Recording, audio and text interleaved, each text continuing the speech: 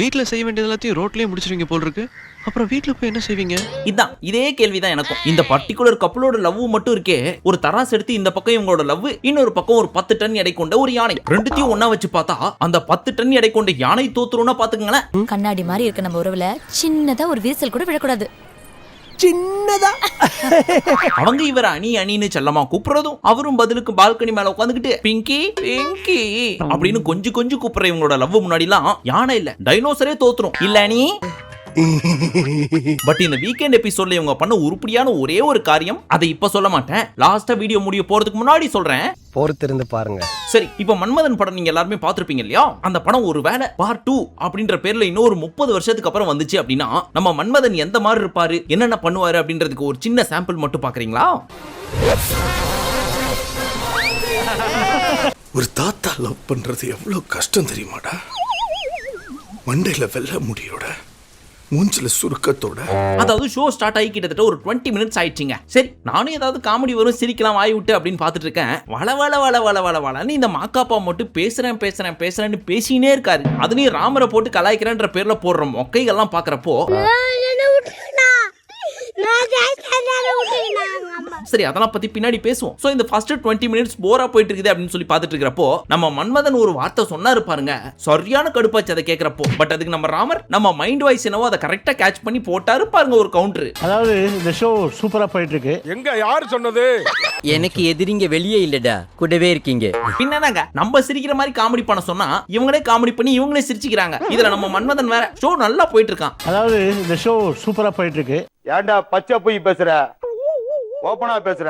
So இப்படியே போயிட்டு இருக்கிறப்போ இந்த யங் ரொமான்டிக் கப்பலுக்கு வந்த கோமாளி சுனிதா அந்தமா வந்த உடனே போட்டுச்சு பாருங்க போடு. ஃபாஸ்ட் ஃபார்வர்ட் கூட பண்ண முடியல ஹாட் ஸ்டார்ல, அந்த அளவுக்கு போடுது மொக்கையா. மூளை எல்லாம் உப்பு ஜாஸ்தி தெரியுது.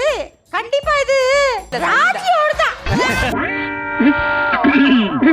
உண்மையிலே இந்த அம்மாக்கு வாய்ஸ் இப்படிதான் இருக்குமா, இல்ல பேசுறப்ப மட்டும் தம் கட்டிட்டு மூக்க புடிச்சிட்டு பேசுதான்னு தெரியல. ஒண்ணும் இல்ல, நீங்களே பேசுறப்போ மூக்குல இப்படி கையை வச்சுக்கிட்டு இந்த மாதிரி பேசி பாருங்களேன். இங்க வந்துட்டு நல்லா தான் சமைச்சிட்டு இருந்துச்சு. அப்போ மூக்க சொரிஞ்சா மாதிரி பேசினா தமிழ் வாய்ஸ் வருமா? அடுத்து எப்பவும் போல நம்ம டோலி வந்து ஒரே ஒரு ஸ்டெப் அதை வச்சுட்டு சனிக்கிழமை எபிசோட் ஞாயிற்றுக்கிழமை எபிசோட் 2 நாள் எப்பப்பெல்லாம் இதை காமிக்கிறாங்களோ ரிப்பீட் மோட்ல போட்டு அந்த ஸ்டெப்புக்கான பாட்டு என்ன பாட்டுன்னு தெரியாதவங்களுக்கு கூட அந்த பாட்டு மனப்பாடம் ஆகிற அளவுக்கு ஒரே ஸ்டெப் ரிப்பீட் மோட்ல போட்டுட்டு இருக்குதுங்க.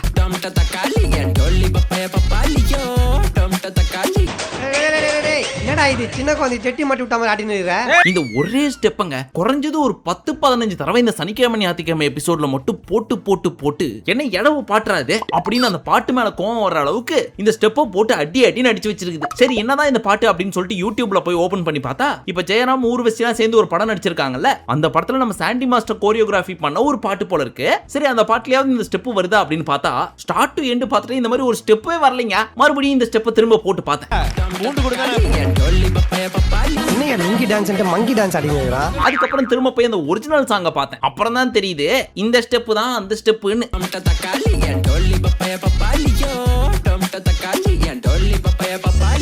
டான்ஸ் என்ற பேர்ல பெருகின வீட்டையே மறுபடியும் பெருகிட்டு இருக்கீங்க. ஒரு பாயிண்ட் வரைக்கும் இந்த பீஸ் மட்டும் தான் தனியா ஆடிட்டு இருந்துச்சு. அதுக்கப்புறம் இந்த சுனிதாக்கு சொல்லி கொடுத்துட்டு அந்த அம்மாவும் சேர்ந்துக்கிச்சு இந்த ஸ்டெப்பை போடுறேன் அப்படின்னு சொல்லிட்டு. ஏற்கனவே 10 தாண்டி போயிட்டு இருந்தது, இப்ப இதுங்க ரெண்டும் சேர்ந்துக்கிட்டு ஞாயிற்றுக்கிழமை எபிசோடு ஃபுல்லா இதே ஸ்டெப்புங்க. பாட்டு என்னத்தை மாத்தினாலும் ஒரே ஸ்டெப் தான் போடுவோம் அப்படின்னு காலில் ஆய மிதிச்ச மாதிரியே ஒரு ஸ்டெப் போட்டுட்டு இருக்குதுங்க.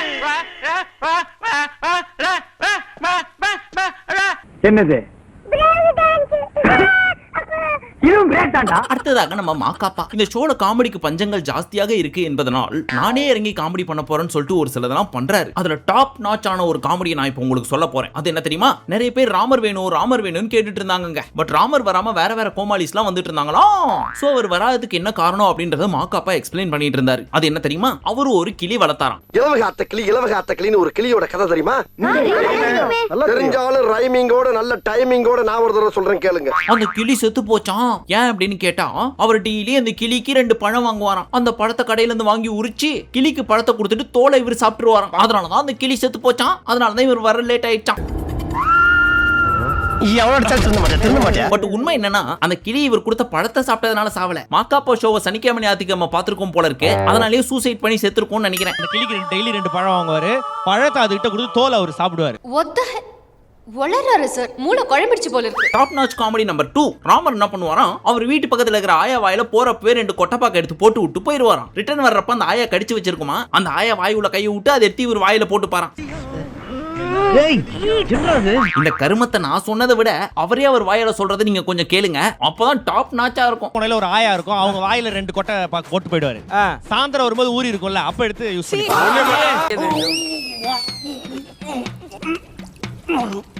சரி, இதெல்லாம் ஒரு பக்கம் எடுத்து வச்சா நம்ம ஷோக்குன்னு ஒரு ஃபார்மேட் இருக்கு அப்படின்னு ஒவ்வொருத்தரையும் எலிமினேட் பண்ண போறதுக்கு முன்னாடி நம்ம தாமோப்பா சொல்றது வழக்கம். சீசனுக்கு சீசன் அந்த மாதிரி இந்த குக் வித் கோமாளி அப்படின்னு எடுத்துக்கிட்டோம்னா அதுக்குன்னு ஒரு ஃபார்மேட் இருக்கு. ஒரு சில கசமுசா, ஒரு சில டபுள் மீனிங் எல்லாம் இருந்துச்சு அப்படின்னா தான் அந்த வாரத்தோட எபிசோட் பூர்த்தி அடையும். அந்த வகையில் இந்த வாரத்தோட டபுள் மீனிங் என்ன அப்படின்னு பாத்தீங்கன்னா, சீச்சி டபுள் மீனிங்லாம் கிடையாது, டைரக்ட் மீனிங் தான். இதுல யாரை பத்தி சொல்ல போறோம் அப்படின்றது இந்நேரம் நீங்க கண்டுபிடிச்சிருப்பீங்க.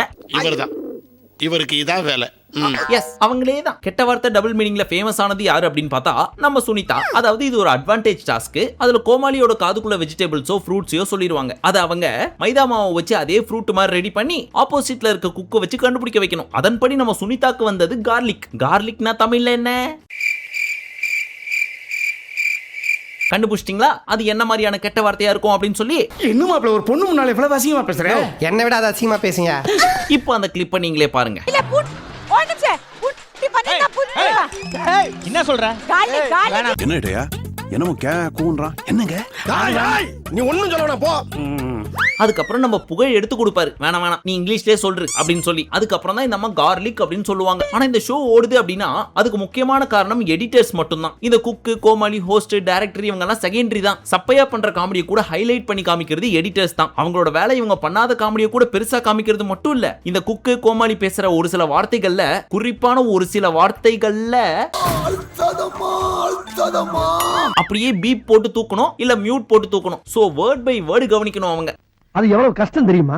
இத போய் நம்ம எடிட்டர்ஸ்ட்ட இங்க பாருங்கப்பா, அவங்க சின்ன தப்பு பண்ணா கூட அழகா அப்படியே பண்ணி ஏதோ பண்ணிடுறாங்கல்ல, அந்த மாதிரி பண்ணலனாலும் பரவாயில்ல, அண்ணன் ஏதாவது தப்பு பண்ணிட்டா சொல்லுங்கப்பா, ரீ ரெக்கார்டு கூட பண்ணி தரேன் அப்படின்னு கேட்பேன். ஆனா நம்ம பசங்க ரொம்ப மரியாதை தெரிஞ்ச பசங்க. யோ நீ கொடுக்குற சம்பளத்துக்கு நீ பண்ற மிஸ்டேக் எல்லாம் கூட நாங்க பார்த்து சொல்லணுமா? நாங்க அப்படியே தான் போட்டு விடுவோம். உன்னையும் ஒரு ஆளுன்னு மதிச்சு சப்ஸ்கிரைப் பண்ணி வச்சிருக்காங்களே, அவங்க உன்னை கமெண்ட் செக்ஷன்ல கழுவி ஊத்துறதுக்காக தான் நாங்க கண்டுக்காம விட்டுட்டு இருக்கோம் அப்படின்னு மரியாதையா சொல்லுவானுங்க. அப்படிதானப்பா?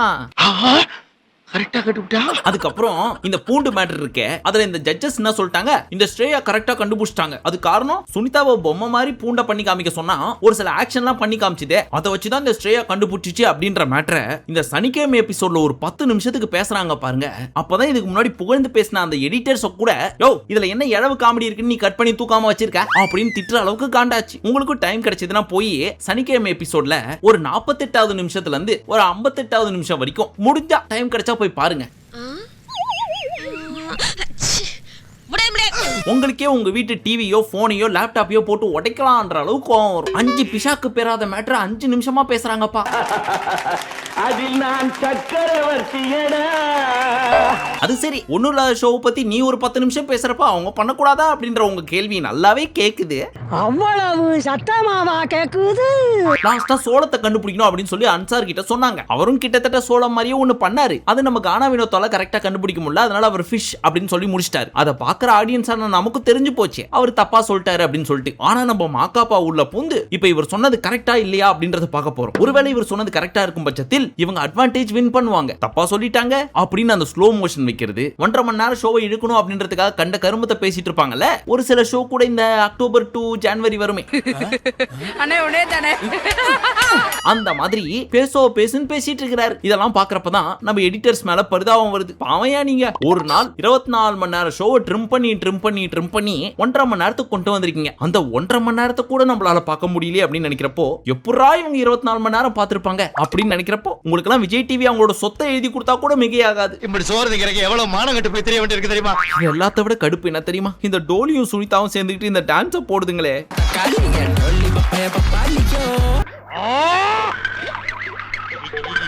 சரி இவ்வளவு பார்த்துட்டோம், புகழ் ஏதாவது சிறப்பா பண்ணிருப்பாரு அப்படின்னு கேட்டா உண்மையிலே சண்டே எபிசோட்ல நிறைய சிறப்பா பண்ணாருப்பா. ரசிக்கும்படியாவும் சிரிக்கும்படியாவும் இருந்துச்சு. அது ஏன்றது டீடைலா சொல்றேன். பட் அதுக்கு முன்னாடி இவருக்கு பேரா வந்தது யார் தெரியுமா? டிராவிடன் அவரோட பொண்டாட்டி ராஜி. ஆனா அவர் எதிர்பார்த்தது யார் தெரியுமா? ஒன்னு சித்து ஸ்ரேயா இல்ல அரவிந்த் சங்கீதா. பேலன்ஸ் 4 பேர் இருக்காங்க. கானா வினோத், மஞ்சுநாத், டிராவிடன் அவரோட பொண்டாட்டி. இந்த சம்யுக்தா அனிருத்த உட்டியப்பா அப்படின்னு கேட்டீங்கன்னா ஒருவேளை சம்யுக்தா தான் வேணும் அப்படின்னு கேட்டா இந்த அனிருத்த பத்தி தான் தெரியுமே.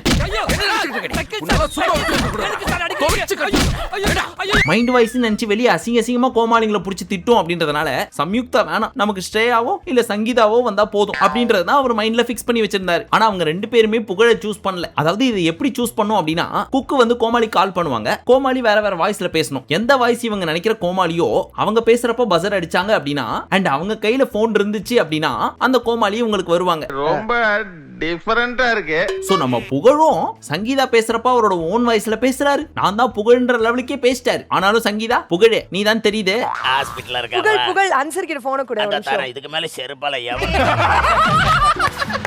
ஸ்கிரீனை கேச்சு தூக்க மாட்டேங்கடா.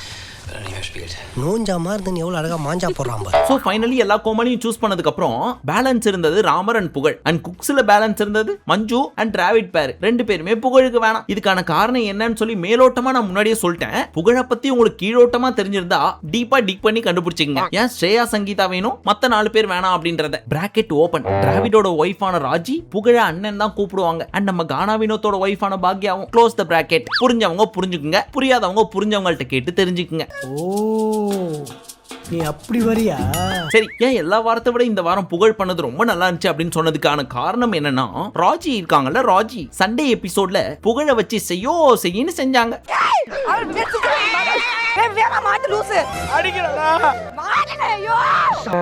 இந்த வீங்கு வீங்கிருக்கே, எத்தனை பேர் உங்களை அடிச்சாங்க?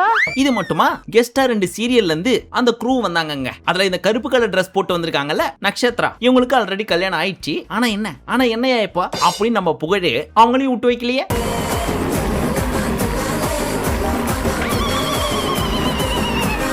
நான் வேணா உனக்கு ஒரு பெரிய பொம்பளை பொம்மை வாங்கி தரேன், கட்டி புட்டின்னு சுத்தி நேரேன். எப்ப பார்த்தாலும் காஞ்சலவே இருக்கிறேன். கடவுள் மட்டும் என் முன்னாடி வந்து, தம்பி உனக்கு ஒரு வரம் தரம்பா, என்ன வேணுமோ கேளு அப்படின்னு கேட்டாருன்னு வச்சுங்களேன். நான் என்ன தெரியுமா கேட்பேன்? அடுத்த ஜென்மோன்னு ஒண்ணு இருந்தா என்ன புகழா மட்டும் படைங்க, அது போதும் அப்படின்னு மட்டும் தான் கேட்பேன். அவ்வளவு வெறி மாப்பிளைக்கு.